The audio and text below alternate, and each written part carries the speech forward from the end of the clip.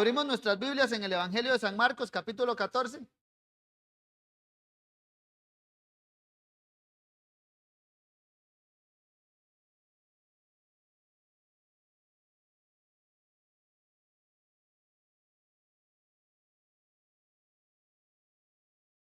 Evangelio de Marcos, capítulo 14.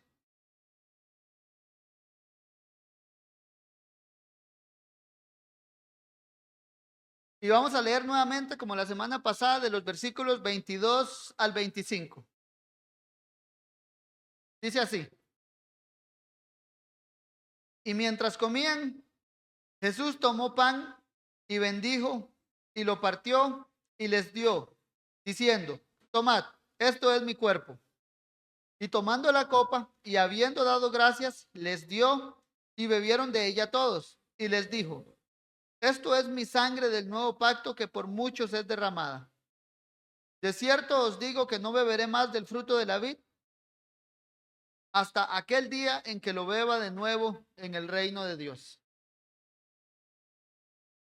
La semana pasada comenzamos a estudiar lo que es la Cena del Señor en nuestra serie de exposiciones sobre el Evangelio de Marcos. El planteamiento inicial era ver 4 puntos, habíamos dicho, con respecto a la Cena del Señor, que era, recordemos, el qué, el cómo, el cuándo y unas implicaciones de lo mismo. La semana pasada entonces abarcamos solo uno de estos, que era el qué. El qué es la Cena del Señor. Y creo que de la semana pasada, una de las dos cosas que nos debió quedar claras era, número uno, que la Cena del Señor, dijimos, es una celebración evangélica en el sentido que esta misma es una prédica del Evangelio, basados en lo que San Pablo enseña en 1 Corintios 11, cuando dice: la muerte del Señor anunciáis. Que la iglesia se reúne entonces a celebrar la Cena del Señor es un anuncio del Evangelio. Es la iglesia predicando el Evangelio, no por medio de palabras, sino por medio, vámonos así, de un acto litúrgico, de cómo la iglesia adora y obedece al Señor al sentarse a la mesa o al celebrar la Cena del Señor tal cual el Señor Jesús se las dio. Y segundo, otra cosa que nos debe quedar bastante clara y que creo que no podemos olvidar es, vimos que esta ordenanza o sacramento también, valga la redundancia, es un sacramento. ¿En qué sentido? En que por medio de símbolos tangibles, nuestras almas, dijimos, se alimentan o participan del significado de los símbolos. Recordemos, el pan, dijimos, simbolizaba el cuerpo de Cristo siendo partido por nuestros pecados. El vino simbolizaba entonces, como dijo el Señor Jesús, la sangre del nuevo pacto que por muchos es derramada. Y al participar nosotros en la cena por medio de esos elementos tangibles o carnales, como usábamos el término, entonces participamos de lo que significan. Entonces, cuando decimos que la Cena del Señor es un sacramento, es que hay una unión misteriosa o sacramental entre el símbolo y lo significado, al punto que cuando participamos de los símbolos externos, también estamos participando por medio de la fe de lo que significan los símbolos. El día de hoy vamos a entrar a la segunda parte, que es el cómo de la Cena del Señor. En cuanto al qué, espero que nos quede claro entonces que es una celebración evangélica o una predicación del evangelio mismo, y que también es un medio de gracia, o entendiéndolo, es un sacramento. Hay una unión sacramental entre el símbolo y lo significado. Ahora vamos a ver el cómo de la Cena del Señor. Y en cuanto al cómo, y en cuanto al qué, la pregunta era el qué es. En cuanto al cómo de la Cena del Señor, la pregunta que nos vamos a hacer es cómo se debe celebrar la misma. Y primero vamos a ver cómo se debe celebrar en cuanto a sus elementos. Entonces veamos, volvamos al texto que acabamos de leer, versículo 22, dice: y mientras comían, Jesús tomó pan y bendijo y lo partió y les dio diciendo, tomad, esto es mi cuerpo. Y tomando la copa y habiendo dado gracias, les dio y bebieron de ella.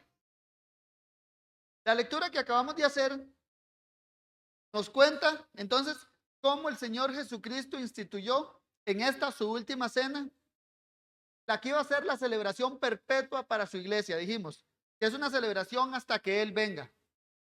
Entonces, entre tanto el Señor Jesucristo viene, la iglesia está mandada a celebrar esta ordenanza. ¿Y cómo está mandada a celebrarla? Primero, en cuanto a sus elementos, que como acabamos de leer, son dos. Dice, verso 22, y mientras comían, Jesús tomó pan. Y segundo, en el verso 23, y nos dice, y tomando la copa y habiendo dado gracias. Versículo 25, dice así, de cierto os digo que no beberé más del fruto de la vid hasta aquel día en que lo beba de nuevo en el reino de Dios. Con esto, mis hermanos, quiero que veamos entonces que tenemos dos elementos. Uno, el pan, y el segundo, la copa, o más particularmente el contenido de la copa, que a lo que el Señor lo llama aquí, el fruto de la vid. De cierto, no beberé más del fruto de la vid. Con respecto a este tema, entonces, de los elementos de la cena del Señor, como hicimos una acotación la semana pasada, que en cuanto al significado y al modo de la misma, dentro del cristianismo ortodoxo, evangélico, hay ciertas diferencias de opinión en cuanto a qué significa o cómo se debe llevar a cabo.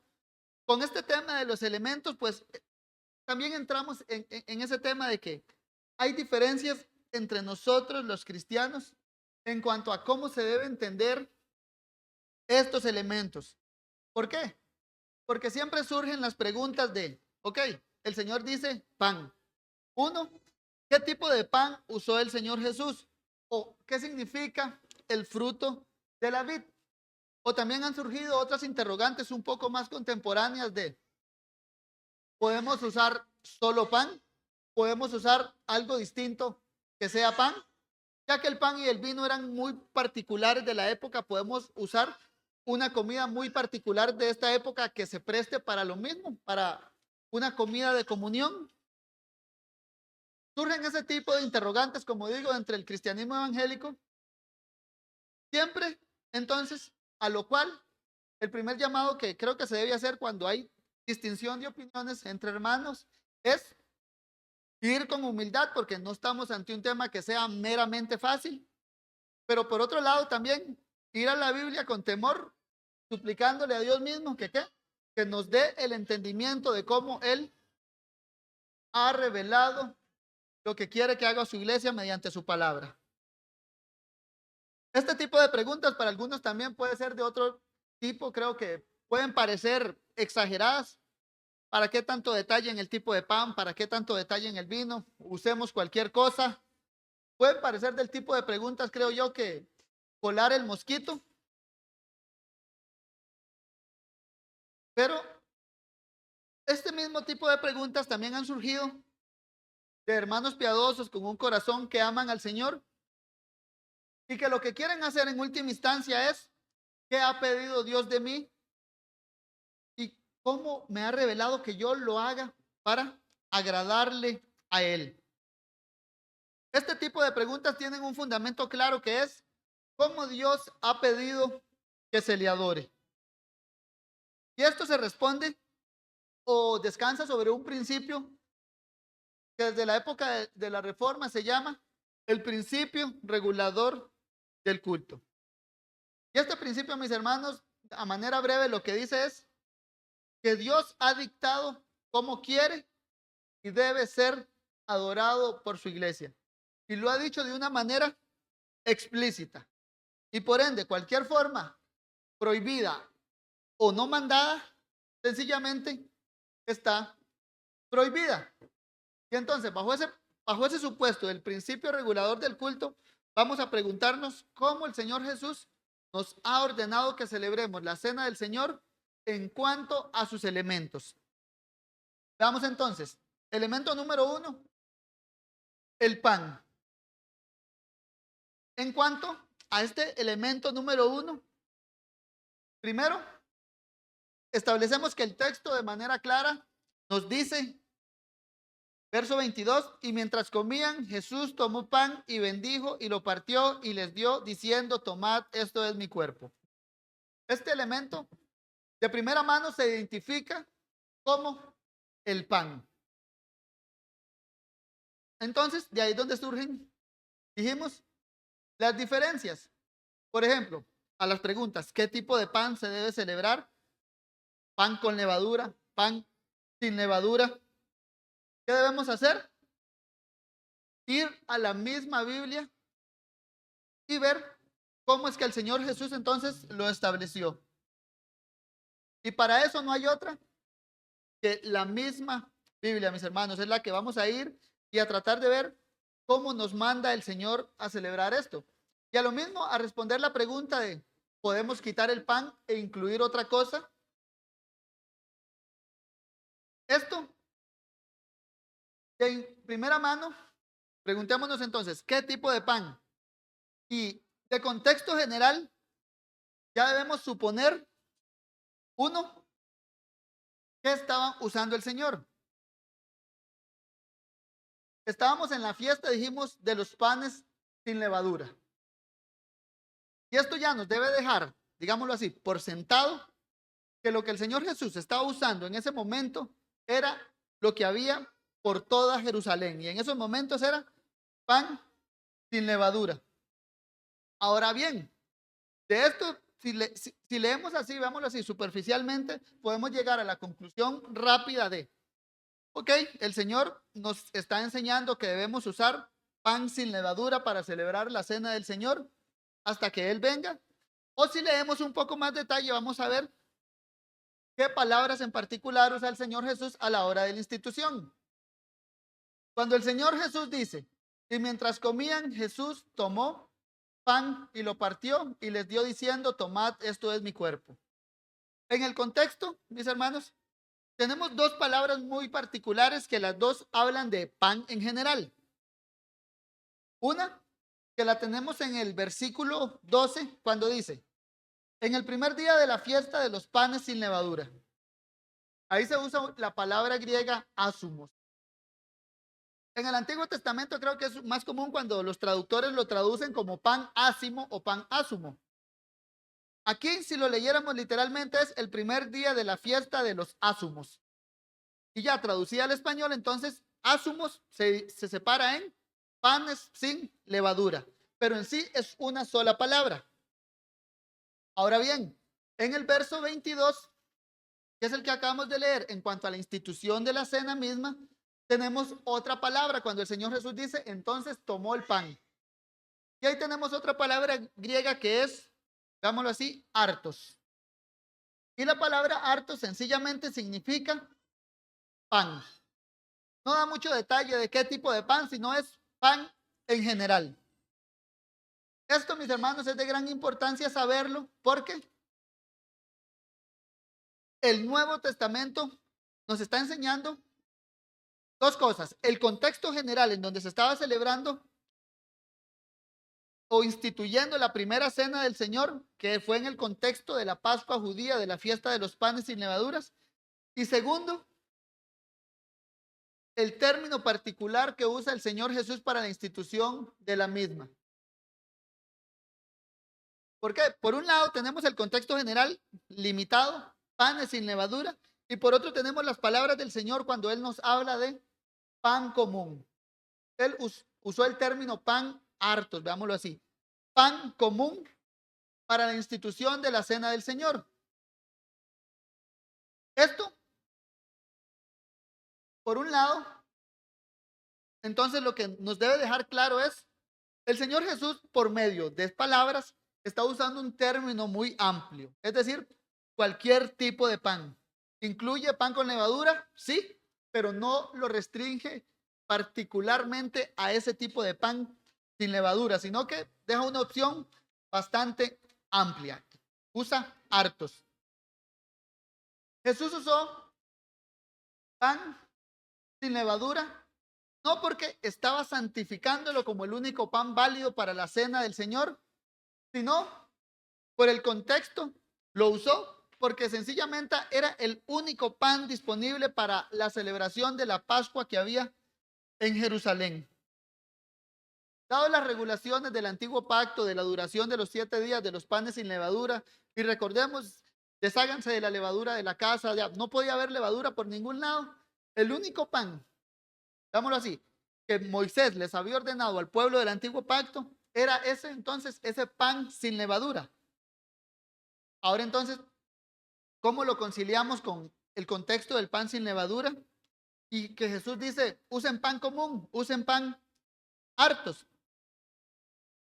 Eso lo justificamos bajo la distinción de elementos y circunstancias de la adoración. En la adoración a Dios hay dos elementos, mis hermanos, o dos elementos básicos, que son el elemento como tal, o hay dos distinciones, veámoslo así más claro. Existe el elemento de la adoración y la circunstancia en la que se da la adoración. El elemento de la adoración es algo indispensable en la adoración, que si ese elemento en sí mismo falta, la adoración está incompleta. Pero en cuanto a la circunstancia, son todo aquello que acompaña a los elementos en determinado época, lugar o contexto particular. Elementos particulares de la adoración. Por ejemplo, predicación. Si la predicación falta, no hay adoración, o no es un culto de adoración completo. Si los cantos faltan, no es un culto de adoración completo. Si la oración falta, le están quitando a la adoración esos elementos particulares. Si la celebración de los sacramentos no se da, entonces también se está privando a la iglesia de esa adoración. Ahora, en cuanto a los sacramentos, entonces, veámoslo así, haciendo zoom, uno puede llegar a esa distinción también de elementos y circunstancias. Y ahí entonces la distinción que se debe hacer es que en la cena del Señor tenemos las circunstancias tales como fechas en donde se dio, en la fecha de la Pascua, la fiesta de los panes sin levadura. Otra circunstancia, en un aposento prestado. Otra circunstancia de la cena del Señor, la noche. Ahora bien, con eso en mente, con esa distinción de elemento y circunstancia, uno creo que ya puede entender cómo Jesús usó en la institución de la cena pan sin levadura. ¿Por qué? Porque en la circunstancia particular de esa época era lo que había. Y por otro lado, cómo el Señor Jesús mismo, conociendo el término ázumos para referirse al pan sin levadura, él prefirió usar el término hartos o pan común a la hora de ¿qué? De establecer la ordenanza de la cena del Señor. El puritano Abraquel, él comentando este pasaje, lo dice así: es creíble que a la luz de la Pascua Cristo usó pan sin levadura, pero eso fue incidental o accidental, porque el pan leudado no estaba permitido ni estaba disponible en Jerusalén en ese momento. Por tanto, no es necesario seguir el ejemplo en este respecto. Debe ser pan que uno usa comúnmente para nutrirse, para tipificar así el alimento espiritual para el alma. Entonces, aquí vemos cómo los teólogos desde la antigüedad hacían esa distinción entre la circunstancia y los elementos. Y el Señor aquí creo que usa intencionalmente ese término hartos. ¿Para qué? Para que los discípulos, o para que sea más acorde con la naturaleza universal de la iglesia. Mientras el pan, vámonos así, con levadura era limitado a los contextos judíos, al contexto de la Pascua, al contexto local de Palestina, al contexto local de Jerusalén, la universalidad de la iglesia también nos abre el término, como lo enseñó Jesús, a sencillamente pan, lo que se conozca en todas las naciones como pan. Ese pan sencillo que usan para nutrirse. Es el mismo pan que el Señor Jesús nos enseñó a orar cuando dijo: el pan nuestro de cada día danos. Ahí usó ese término hartos. Ese tipo de pan es el que debemos de pedir, y a la vez Es ese mismo término el que usó el Señor Jesús entonces a la hora de instituir el sacramento de la cena del Señor. Sumado a eso, mis hermanos, también tenemos cómo el apóstol Pablo, hablándole a la iglesia de Corintios, le dijo así, 1 Corintios 11, versículo 23. Porque yo recibí del Señor lo que también os he enseñado, que el Señor Jesús, la noche que fue entregado, tomó pan, hartos, y habiendo dado gracias, lo partió. Pablo le está hablando a una iglesia gentil, a una iglesia posiblemente recientemente plantada por el apóstol. Al ser una iglesia gentil, ellos no hacían esas distinciones de panes como los judíos, de pan con levadura, de pan sin levadura, sino que sencillamente cuando Pablo les dijo, naturalmente, pan común, ellos entendieron como gentiles el pan común y corriente que ellos conocían. Y Pablo les habla en esos términos naturales para ellos. La noche que el Señor Jesús fue entregado, tomó hartos, tomó pan común y corriente. Y el apóstol lo hace apoyado en la secuencia de en lo que yo recibí del Señor. ¿Qué Pablo recibió del Señor? Que la noche que el Señor fue entregado, el Señor Jesús tomó hartos, tomó pan.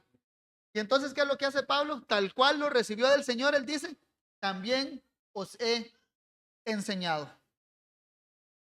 Con esto, mis hermanos, a manera de resumen, entonces, en cuanto al tipo de pan para la celebración de la cena del Señor, el Nuevo Testamento lo deja de manera sencilla. Es pan, con levadura, sin levadura. Es sencillamente pan. Digamos que no se pone a hilar en detalles, ¿no? Pan como se conoce en donde se celebre el sacramento. Ahora bien, veamos el segundo. En cuanto a la copa o al contenido de la misma, al fruto de la vid. Y de ahí surgen preguntas de la misma índole, como ¿cuál debe ser el contenido de la copa?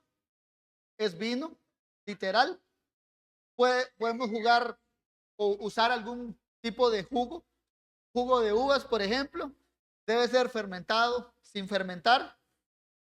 Y para esto, vayamos nuevamente al Nuevo Testamento. Dice así, Marcos 14, verso 23.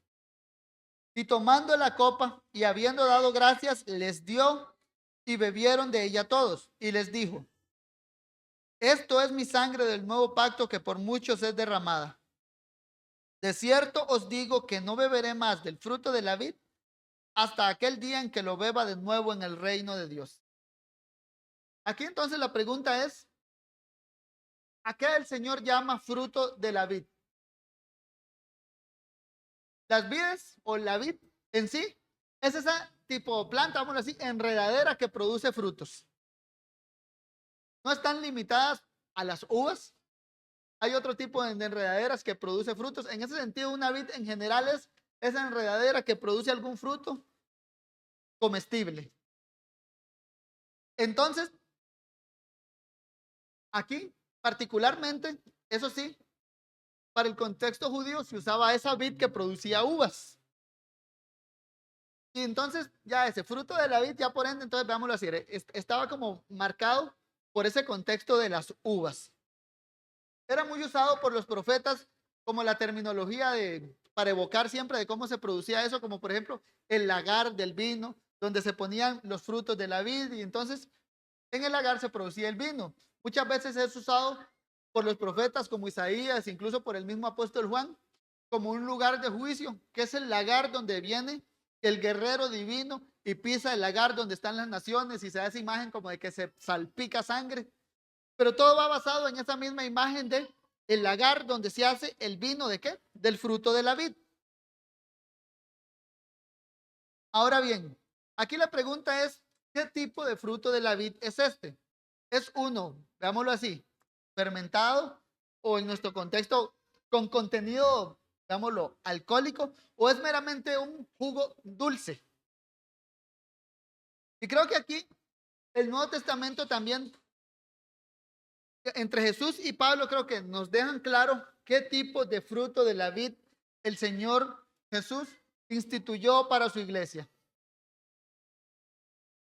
Uno, en cuanto a la celebración de la Pascua, ahí mismo se entiende que de manera general habían siempre vino en el lugar, lo que nosotros conocemos como vino. Esa bebida que si se abusan, nos embriaga. Eso es la bebida que se usaba particularmente para la celebración de la Pascua. En la misma se usaban tradicionalmente en una liturgia, digamos, lo que habían 4 copas. Y en una de esas 4 copas es con la que el Señor entonces instituye la celebración de la Cena del Señor. Por ende, por contenido general del contexto, lo que había en la copa cuando el Señor instituyó la Pascua, perdón, la Cena del Señor, era vino, de ese que puede embriagar. Ahora la pregunta es, ¿el Señor estableció particularmente ese tipo de bebida para la institución de la Cena del Señor o no? Y creo que para esto el apóstol Pablo es el que nos ayuda a respondernos de manera más clara. Primero a los Corintios 11, versículo 20. Dice así: cuando pues os reunís vosotros, esto no es comer la cena del Señor, porque al comer, cada uno se adelanta a tomar su propia cena, y uno tiene hambre y otro se embriaga. Vamos ahí cómo termina. Con que otro se embriaga. El contenido de la copa, particularmente con que el Señor instituyó la cena, y como lo vemos, como la iglesia de Corintio también estaba mandada a celebrarlo, era con una copa de un contenido que embriaga. Y Pablo los reprende por eso, porque se abusaban del vino. ¿Y qué les decía? Se embriagan. Cada uno se adelanta a tomar su propia cena. Lo hacían fuera de la comunión de la iglesia. Uno tiene hambre, decía, y se atiborraba de comida, y había otro, dice, se embriaga. Entonces, el contenido de la copa era uno que a lo tico podía emborrachar. Y eso no olvidemos también de la mano del contexto de la institución de la Pascua, que en la misma había ese vino que podía embriagar. Estos, mis hermanos, también era muy común esta terminología tal cual.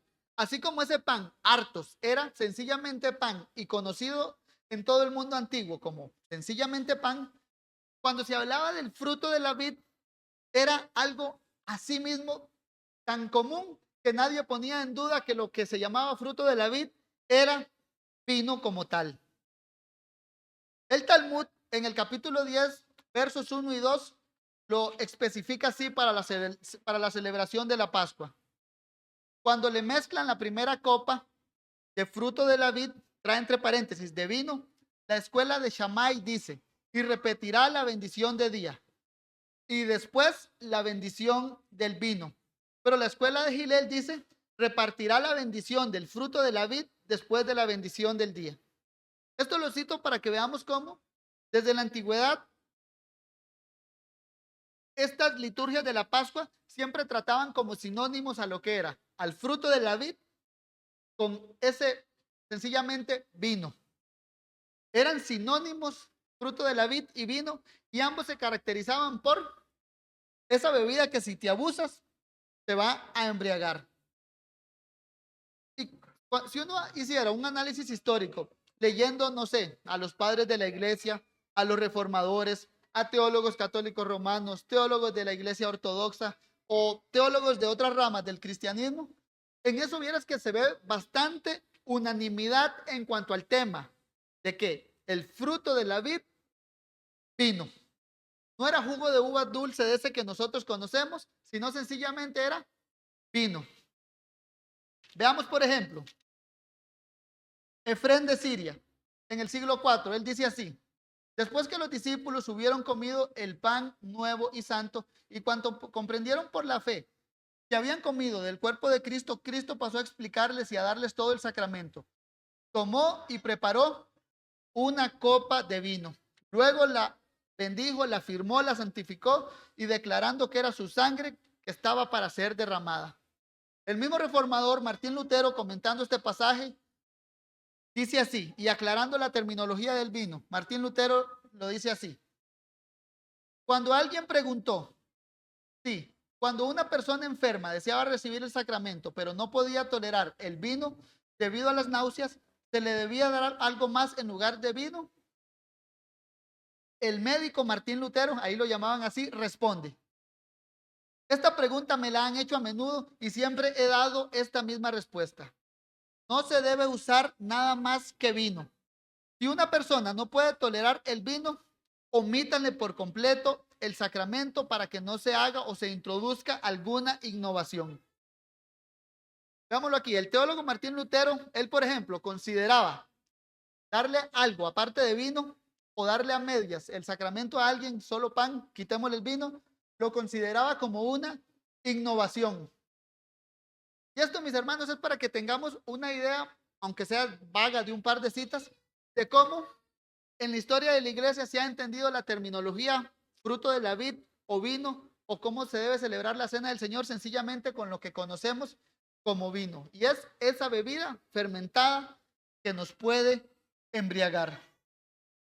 Y esto, mis hermanos, había sido así por 1800 años, hasta que por ahí hubo un movimiento como anti-alcohol o anti-bebidas fermentadas, que al final creo yo que tenían como ese pensamiento de podemos ser un poco más sabios que el Señor o un poco más cuidadosos que Él y no le vamos a dar bebidas alcohólicas a algún otro hermano que tal vez venga saliendo del contexto del alcoholismo o algo así.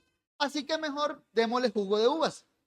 Y fue entonces cuando un hombre llamado Thomas Welch pasteurizó el jugo de uva para que este mismo no se fermentara, y así nosotros tenemos el conocido, famoso jugo de uvas Welch.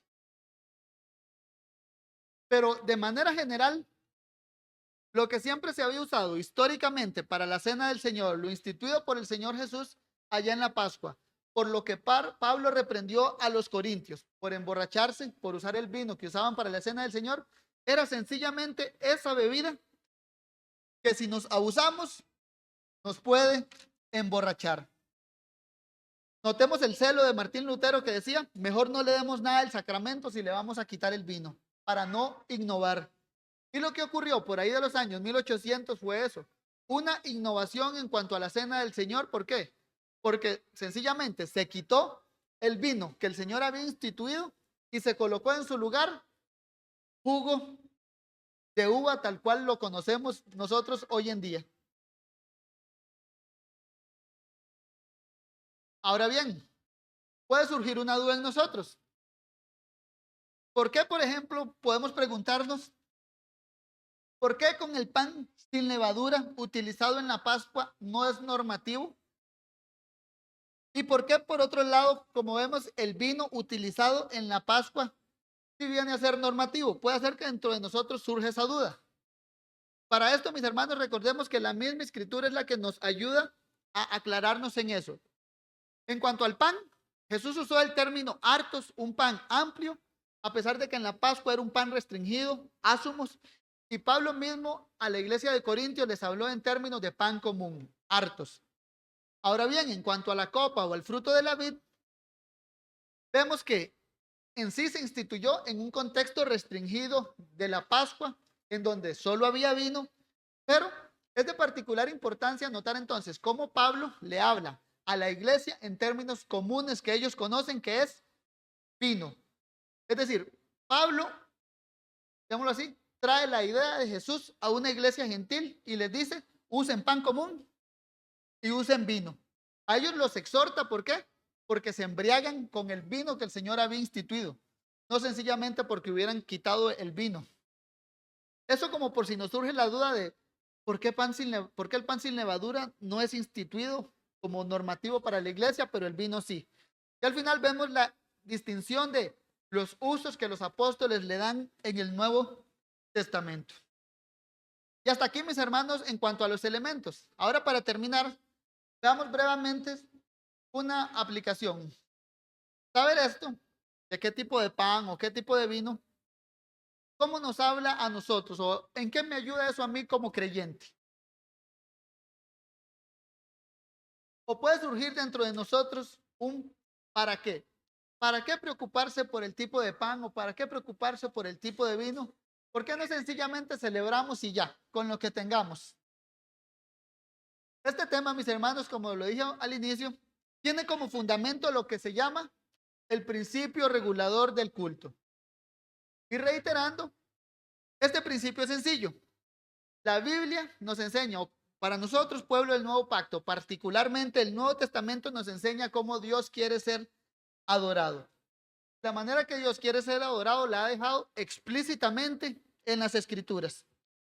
No ha dejado algo a nuestra imaginación. Recordemos el celo de Lutero. Si quitamos la copa o si está enfermo y solo le damos medio sacramento, eso es innovar. Dios ha dicho cómo Él quiere que celebremos entonces sus ordenanzas y no tenemos esa potestad de innovar. No podemos ponernos a inventar, sustituir el vino por jugo de uva, por Coca-Cola o cualquier otra bebida que posiblemente nos gustaría.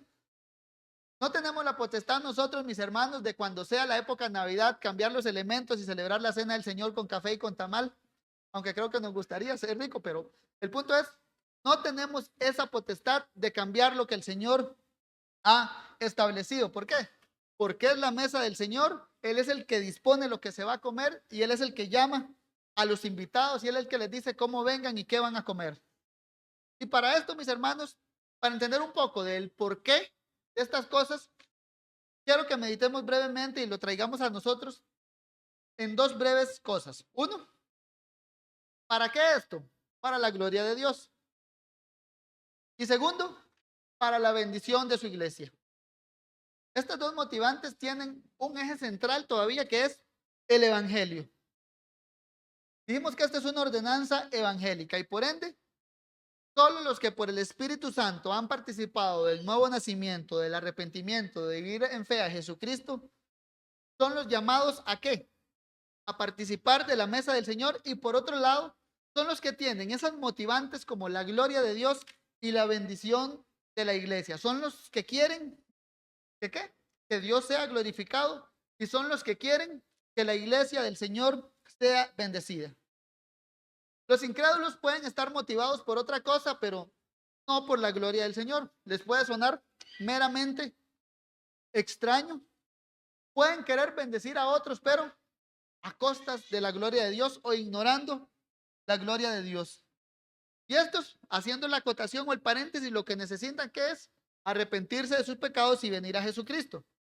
Pero los creyentes, con estas motivantes, es la que debe llevarnos a nosotros, tanto en nuestra vida privada como en nuestra vida de iglesia, ¿a qué?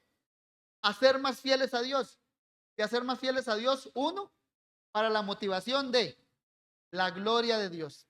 Isaías 43:7 lo dice así: todos los llamados de mi nombre, para gloria mía los he creado, los formé y los hice. Si Dios nos hizo entonces para su gloria, Él nos ha dicho cómo Él debe ser glorificado, entonces espera que nosotros, todos los llamados de mi nombre, los llamados cristianos, homologuémoslo. Dios espera entonces que nosotros como cristianos hagamos los cultos como Él lo ha dicho. Él nos ha enseñado cómo glorificarle y nosotros no somos más expertos que Él en cómo darle gloria a su nombre. Y por eso, mis hermanos, de ahí la motivación es, procuremos de siempre tener ese norte que es la gloria de Dios. Y Dios es el que ya nos ha instruido en cómo debemos glorificarle. Y ahí lo que Dios espera de nosotros como iglesia y como personas individuales es obediencia. Y segundo, la consecuencia de esa gloria de Dios es que la iglesia va a ser bendecida. Esto surge de esa intención del creyente de que no solo está motivado por la gloria de Dios, sino que está motivado por la bendición de su iglesia. ¿Qué pide Dios de nosotros? Darle gloria. Y para eso, ¿qué hacemos? Vamos a la Biblia y entonces ahí aprendemos cómo darle gloria a Dios. Y eso, mis hermanos, trae bendición para el alma. Leamos Jeremías 6, versículo 16. Dice así.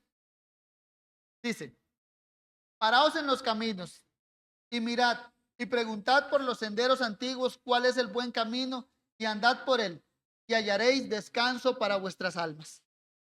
El profeta que hace el llamado a, vean cómo se hacían las cosas, vean cómo Dios se los mandó. Dice, pregunten por los senderos antiguos, pregunten cuál es el buen camino. Ya, esa motivación de querer obedecer a Dios, llamada el buen camino, veámoslo así, trae una consecuencia que les dice, hallaréis descanso para vuestras almas. El llamado al buen camino trae esa implicación de descanso. Es como cuando el Señor Jesús mismo dice, venid a mí todos los que estáis trabajados y cargados. ¿Y qué les dice? Y hallaréis descanso. Y aquí el profeta lo pone así en la bendición que recibe el corazón que quiere ser obediente a su Señor. Descanso para el alma. Esto de ir a la Biblia, de indagar, particularmente nosotros, si es pan con levadura, pan sin levadura, si es vino fermentado o no fermentado, si es jugo de uva o no.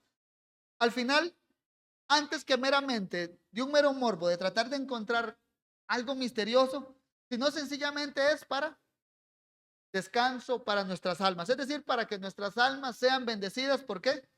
Por medio de la palabra de Dios. Esto es, mis hermanos, a fin de cuentas, que la fidelidad a Dios, Dios la bendice. Ya la salvación es por gracia, no es por obras, pero Dios en su gran bondad bendice las débiles obras que nosotros hacemos. Ya Dios bendice la fidelidad del creyente, a pesar de que sea fidelidad torpe, fidelidad que muchas veces va manchada o siempre va manchada de nuestro pecado porque no somos 100% fieles, pero aún así, dice, hallaréis descanso para vuestras almas. Y esto es lo que quiero que nos quedemos meditando. Dios bendice nuestra obediencia como iglesia e individualmente. Dios bendice cuando queremos ser fieles a Él. Y estos dos puntos, mis hermanos, la gloria de Dios y el descanso para nuestras almas, también pueden ser las muchas respuestas como a las objeciones particulares que se pueden hacer a la cena del Señor, como por ejemplo con las bebidas alcohólicas. ¿Qué pasa si se le da a alguien que viene de un contexto o que antes fue borracho y que teme caer en el alcoholismo ahora mismo?